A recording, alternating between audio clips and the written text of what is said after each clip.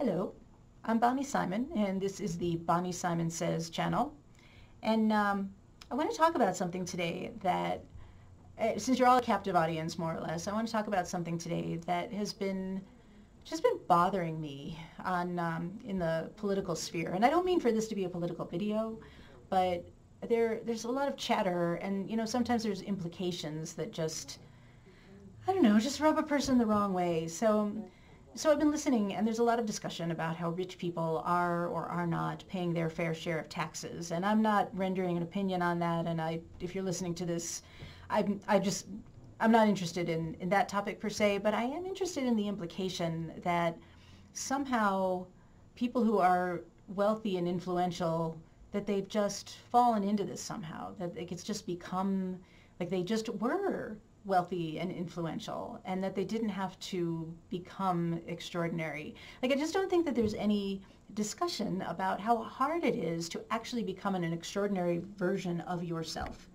So I wanted to talk about that. Like, I used to work for a big company, and every once in a while I would meet the CEO or even the managers at the higher levels, and it seemed like they were just not like us. They were different kinds of people. Like, you could say a thing and they would respond to you, and they were always polite, but what they would say like always encompassed something bigger than I was thinking.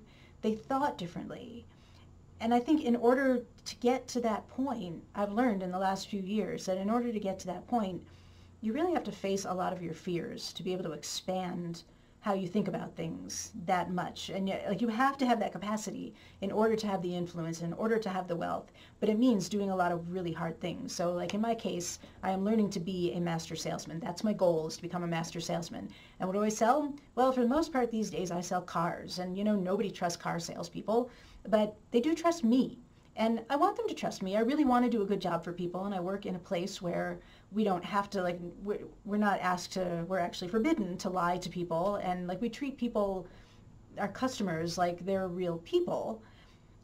But I've noticed something, and I think I wrote about this in my last blog, that when people come in, like, I'm really good at getting people to trust me. And I want it to be that way, and I really want to do a good job for them, but sometimes I get nervous. Like, I just convinced this person to trust me, but what if I don't really know what I'm doing? Or what if I can't really do the job right? And sometimes I'll be awake at night when I'm getting ready to deliver a car, being anxious about it. Like, who am I? And it's not like I really feel like an imposter, but it's like, do I really know enough to help this person with this big purchase? And it always works out okay, but every time I have to learn more. And there's plenty of times where things just go wrong. People ask me a question that I try to answer, and it just goes badly. That happens. I have embarrassing situations. For example, I just made a phone call to a person who told me, he was very nice on the phone, but he said, I'm in the hospital right now. Can I call you back? Well, of course, I don't want to bother that person. I mean, for me, the fears are always social. They're always social fears, that people are going to hate me, or that people are going to get mad at me, or that I'm not going to do a good job and people are going to be upset with me. And trying to get around those things, these are fears that, like in my case, that I developed at a very young age. And we all have those kinds of fears, and they're very difficult to face. Most people give up. That part is really important. Most people give up because it's really hard. And I make this analogy that it's like CrossFit. Like, if you know me, you know I'm a CrossFitter. So we did this workout one time. It was like the final workout for a competition. And it was 21, 15, 9. So it was 21 thrusters, and then 21 over the bar burpees, and then 15 thrusters, and then 15 over the bar burpees, and then 9 thrusters, and then 9 over the bar burpees, all within a limited amount of time with a lot of weight. I don't remember how much it was. But that workout, I remember being in the 21s and thinking, there's no way I can possibly finish this. There is no way I could possibly do one more thruster. And yet I did finish the workout. And it's those mental skills that enable me to do this job.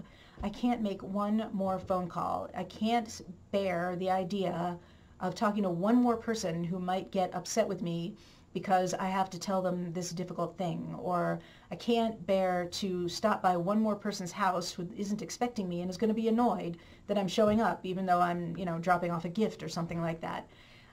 Those fears, they're really difficult, and And it's CrossFit, I think, that actually enables me to do those things. But what I want to say, what all this diatribe is really about, is that it is not easy to become extraordinary.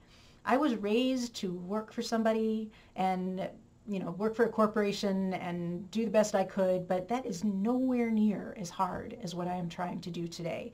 And I resent it when someone makes the implication, whether intentionally or not, that somehow if I become a really wealthy person, that I'm not going to be paying my fair share of the taxes, because I have worked so hard to become extraordinary, to become more than I really was ever intended, I think, to be, that of course I deserve to keep everything that I make. And of course I want to help people. I'm not trying to say that I don't want to participate in society or that I don't want to be part of our community. Of course I want to be part of our community. It's not the money itself. It's the implication that somehow I didn't really earn it, that I didn't really do enough to make it mine.